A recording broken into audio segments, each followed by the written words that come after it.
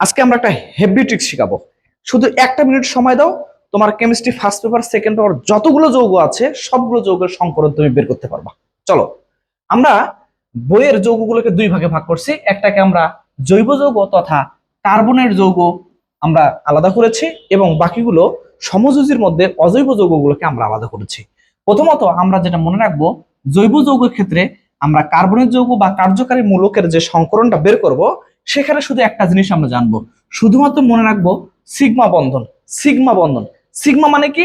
মোট কথা হলো যেটা সিগমা, যেটা সিগমা, সিগমা মানেই হচ্ছে সিঙ্গেল। সিগমা মানে কি? সিঙ্গেল। ওকে, সিগমা মানে সিঙ্গেল, আর কোনো কথা হবে না। সিগমা মানেই হচ্ছে সিঙ্গেল, আর সিঙ্গেল মানে হচ্ছে একক বন্ধন। সিঙ্গেল মানে কি? একক বন্ধন। আমরা দেখব কোন যৌগের মধ্যে কতটা করে সিগমা বন্ধন আছে, কতটা করে সিগমা বন্ধন আছে। শুধু এতটুকু মনে রাখবো, দ্যাটস এনাফ। দেখা গেল এখন আমরা সিগমা বন্ধন সংখ্যা 4টি, তাহলে একটা এস 3টা পি, এই মোটে হলো 4টা। এই সিগমা বন্ধন সংখ্যা 3টা, একটা এস 2টা পি। সিগমা বন্ধন সংখ্যা 2টা, একটা এস 1টা পি। বাস, তাহলে সিগমা বন্ধন যতটা সংকরণ ততটা। চলো আমরা দেখি। এখানে প্রথমে আমাদের আছে CH4। এই যে CH4, CH4 এর যৌগটা একটা কার্বন, তার চারপাশে 4টা একক বন্ধন আছে হাইড্রোজেনের সাথে। তাহলে আমরা জানি যতগুলো সিঙ্গেল বন্ধন, যতগুলো একক বন্ধন, সবগুলো হচ্ছে আমাদের কি? সিগমা বন্ধন। একটা সিগমা, 2টা সিগমা, 3টা সিগমা, 4টা সিগমা। সুতরাং এই যৌগের মধ্যে আমার সংকরণ হচ্ছে sp3। আবার আমরা যদি দেখি, এই যে CH3 বন্ড CH3, তাহলে CH3 মানে কি? এই যে একটা S, এই যে একটা S, এই যে একটা S বন্ড কার্বন, এখানে একটা S, এখানে একটা S, এখানে একটা S। এবার তাহলে আমরা হিসেব করি, তাহলে এই যৌগের একটা সিগমা, একটা সিগমা, একটা সিগমা, একটা সিগমা, মোট 4টা সিগমা। 4টা মানে কি? sp3। 1 2 3 4, এই কার্বনেও 4টা আছে, 4টা মানে হলো sp3। এরপর আমরা দেখো CH211, CH2, তাহলে C, এখানে একটা H, এখানে একটা S, double bond, double bond, এখানে একটা এস, এখানে একটা এস। তাহলে এবার আমরা দেখি, এই যে এইখানে একটা সিগমা আছে, এখানে একটা সিগমা আছে, দ্বিবন্ধন। যেখানে দ্বিবন্ধন সেখানে একটা সিগমা একটা পাই, একটা সিগমা একটা পাই। তাহলে একটা সিগমা যদি আমরা এটা ধরি, তাহলে মোট 3টা সিগমা আছে, 3টা মানে হলো sp2। ওকে, এখানেও তাই, 1 2 3, 3 মানে হলো sp2। এই হলো আমাদের সংকরণ। এরপর আমরা আরো দেখি, কার্বন কার্বন 3 বন্ধন, যে একক 3 বন্ধন। এই যে কার্বন, এর সাথে একটা হাইড্রোজেন আছে, এই যে একটা হাইড্রোজেন আছে, তাহলে এখানে সিগমা বন্ধন কোনটা? একটা সিগমা। এই যে এখানে যতগুলোই পাই থাক না কেন, দ্বিবন্ধন হোক আর 3 বন্ধন হোক, মনে রাখবা একটা সিগমা বন্ধন থাকবেই। তাহলে এখানে একটা সিগমা, তাহলে কয়টা সিগমা হলো? মোট 2টা সিগমা, 2টা মানে কি? sp। ওকে, এবার COOH মূলকে আমরা দেখি, তাহলে বন্ড সি, এই যে double bond O, bond O, bond H.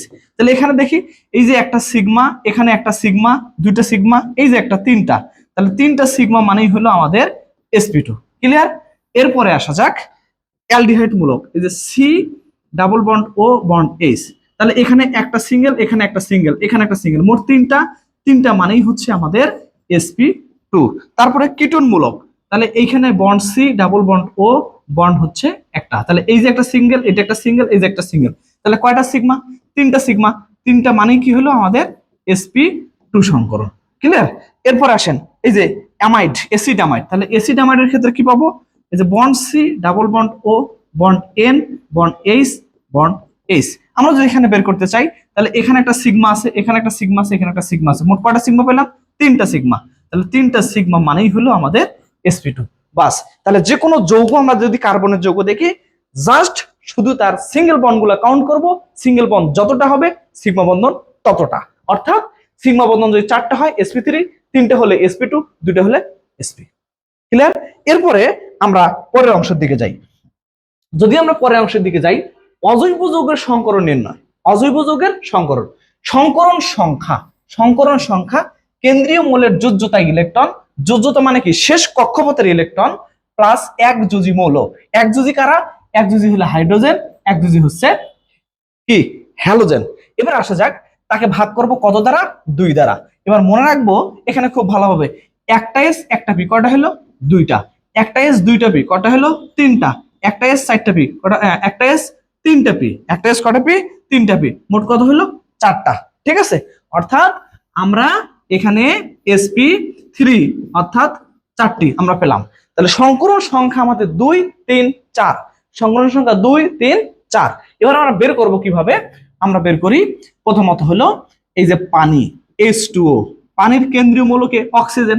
আমরা জানি অক্সিজেনের সর্বশেষ কক্ষপথে 6টা ইলেকট্রন থাকে, প্লাস একযোজী মৌলকে হাইড্রোজেন 2টা, 6 আর 2 8 ভাগ দেবেন 2 দ্বারা, কত হচ্ছে 4। 4 কোনটার সাথে ম্যাচ করে?